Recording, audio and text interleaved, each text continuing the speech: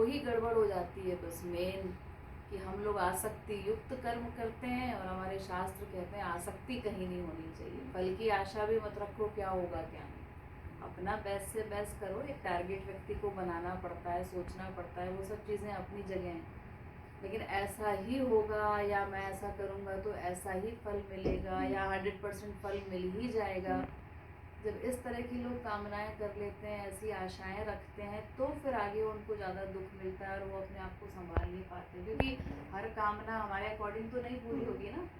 हमने सोचा आज इस यूनिवर्सिटी में इधर हमको एडमिशन मिल जाएगा, इधर हमारा सिलेक्शन हो जाएगा, अभी सब हमारे हाथ में थोड़ी है।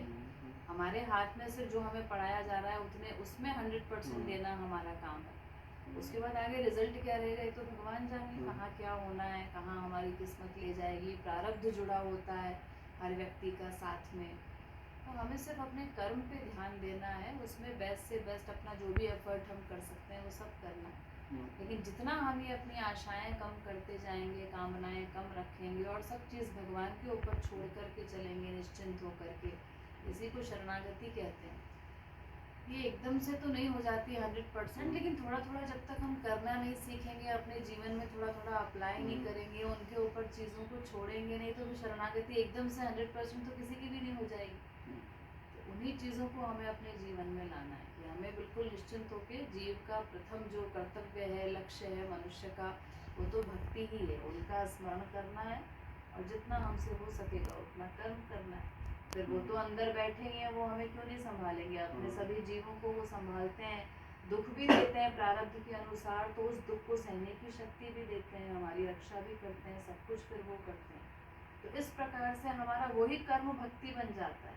अभी हम एक केवल गाड़ी लेके जा रहे हैं घूमने, तो वो कर्म बंधन कारक है। इस समय तो हम एंजॉय कर रहे हैं उस चीज़ को, इस समय तो हम फ्रेंड्स के साथ पिकनिक मनाने जा रहे हैं, लेकिन है तो ये सारे बंधन वाले कर्म ना। जब हमारा ये देह छूट जाएगा तो उसका परिणाम तो फिर गंदी योनियों में जाना, फिर दुख भोगना, यही सब परिणाम है उनका।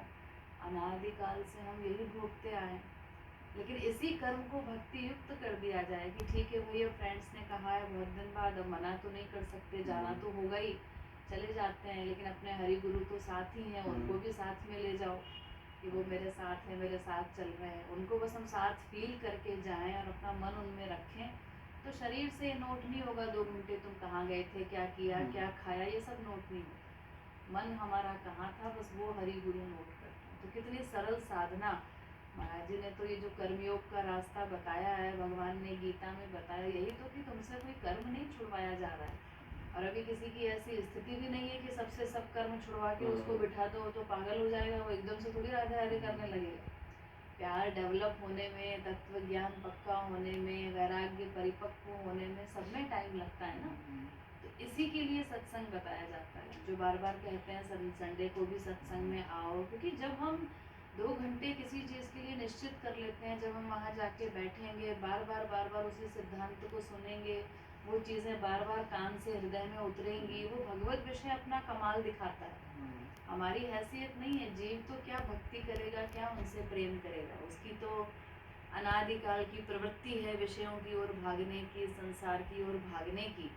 लेकिन भगवत विषय का इतना बड़ा कमाल होता है कि जब हम 1 घंटा 2 घंटा रेगुलर उस चीज़ को दे रहे हैं, जब बार बार रिपीटेशन हो रहा है, रिवीजन हो रहा है उस सिद्धांत का, गुरु की दिव्य वाणी का, वो भगवान नाम हमारे कान में जा रहा है, तो वो ईश्वरीय शक्ति अपना काम करती है।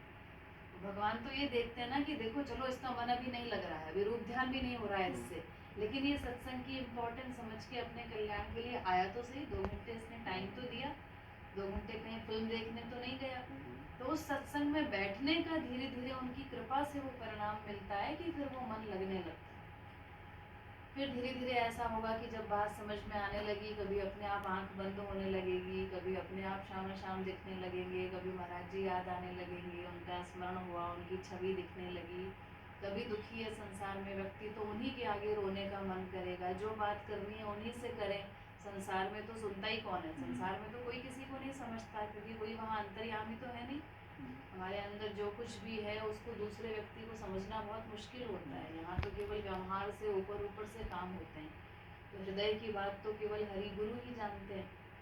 तो कभी व्यक्ति दुखी भी है तो उन्हीं के चरणों का ध्यान करके रो रहा है, उन्हीं से प्रार्थना कर रहा है कि हमें संभालो, तो धीरे धीरे उनकी कृपा शक्ति का भी अनुभव होने लगता है, उनकी प्रेजेंस को भी वो अनुभव करने लगता है कि मैं अकेला नहीं हूँ, वो मेरे साथ ही हैं। और फिर धीरे धीरे रूप ध्यान भी होने लगेगा, फिर उसके बाद रस भी आने लगता है। जब तक जाएंगे नहीं ये ऐसे कभी कभार एक दो बार आने से वो रस एकदम नहीं डेवलप हो जाएगा। जब तक कोई व्यक्ति डेली नहीं जाएगा और उसके बेनिफिट्स नहीं देखेगा तो कैसे उसको समझ में आएगा।